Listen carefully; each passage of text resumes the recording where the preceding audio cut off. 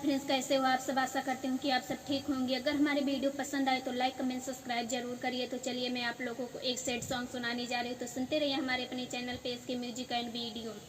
हाल ऐसन तू आपन बनैबा, नहीं जननी तू पागल हो जइबा। हाल अपन तू ऐसन बनैबा, नहीं जननी तू पागल हो जइबा।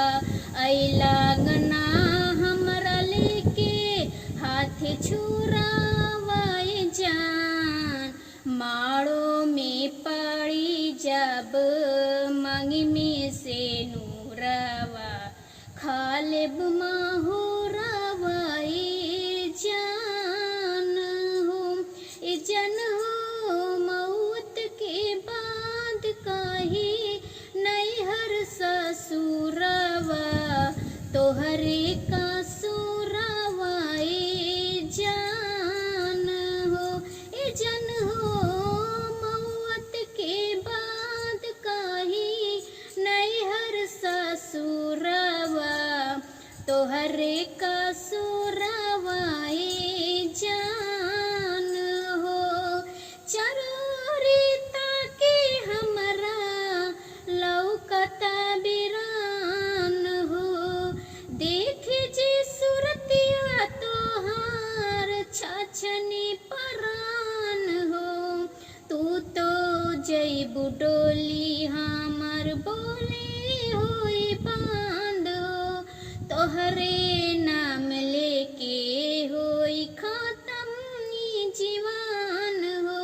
हम तो रोके ई निभैनी दास तोरा वाए जान, माड़ो में पानी जब मांगे में से नूरवा, खालिब माहुरवाए जान हो। ए जन हो मौत के बाद काहे नैहर ससुरवा, तोहरे का सुरवाए जान हो। ए जन हो मौत के बाद काहे नैहर ससुरवा, तोहरे का सुरवाए जान हो। कैसे काहे तोहरा से हम बानी मजबूर हो, लाश बन के जाता हमरो देहिया तोहसे दूर हो। तोहके लेके साथे जइहे तोहारे सजान हो, कबो न लौकी है अब तहारो सजान हो।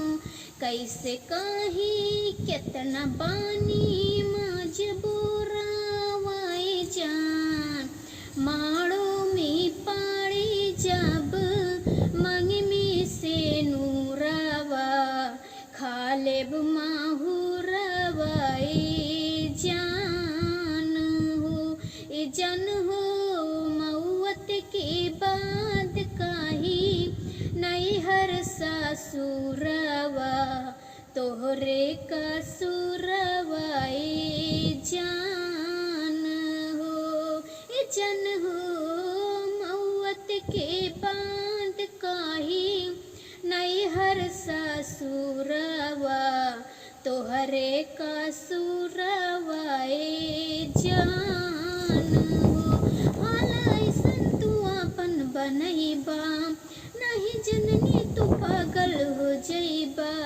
हाल अपन तू ऐसन बनैबा, नहीं जननी तू पागल हो जइबा। अइला अंगना हमरा लेके हाथ छुरावाए जान, माड़ो में पड़ी जब मंगी में से नूरवा, खालिब माहुरवाए जान हो। ए जन हो मौत के बाद काहे नैहर ससुरवा, तोहरे का सुरवाए जान।